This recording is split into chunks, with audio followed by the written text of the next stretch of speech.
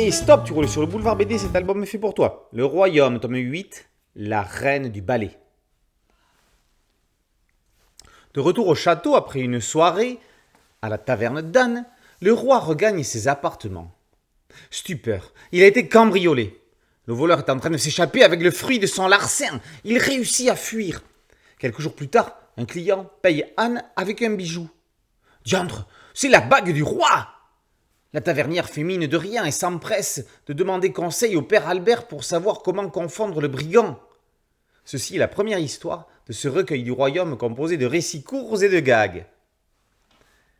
Dans le mal du siècle, le roi s'avère être plutôt entreprenant avec Louise, une masseuse venue lui soulager son mal de dos.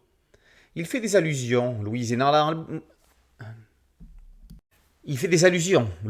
la mouise. Elle doit se tirer de cette situation avant que ça ne dégénère. Heureusement, elle a des copines sur qui compter. Sauront-elles lui donner les bons conseils ? Ce récit datant de 2014 parle déjà d'abus de pouvoir et de consentement. On est dans une série humoristique, alors ça reste léger, mais il n'empêche que les choses sont posées. On revient à la comédie pure avec l'écu d'or, l'histoire d'une pièce qui va de main en main, sans pouvoir être saisie et qui finit dans un endroit inattendu. François le Forgeron est la vedette du dernier grand chapitre dans « À vos ordres, capitaine ». Il y est devenu capitaine de la garde royale dans laquelle est embauchée Sophie Belsec.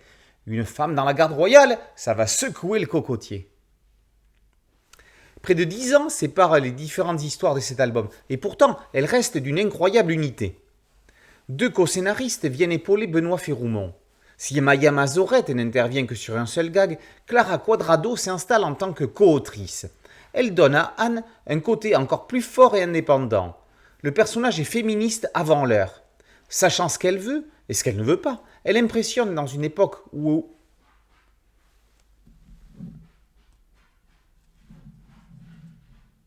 Sachant ce qu'elle veut et ce qu'elle ne veut pas, elle impressionne dans une époque et un monde macho.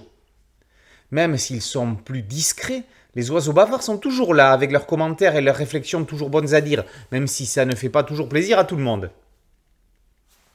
Le Royaume est devenu une série incontournable. C'est drôle, c'est frais, c'est moderne. Féroumont et Quadrado sont déjà au travail sur le prochain tome qui sera une grande histoire. Espérons que le dessinateur ne soit pas trop accaparé par son autre vie dans le dessin animé. Tiens, cette série ferait justement un merveilleux dessin animé, aussi bien en série qu'en long métrage. Le Royaume, tome 8, La Reine du Ballet, par Féroumont, Mazorette et Quadrado, est paru aux éditions Dupuis. Boulevard BD, c'est un site dédié, un podcast audio et une chaîne YouTube. Merci de liker, de partager et de vous abonner. A très bientôt sur Boulevard BD. Ciao.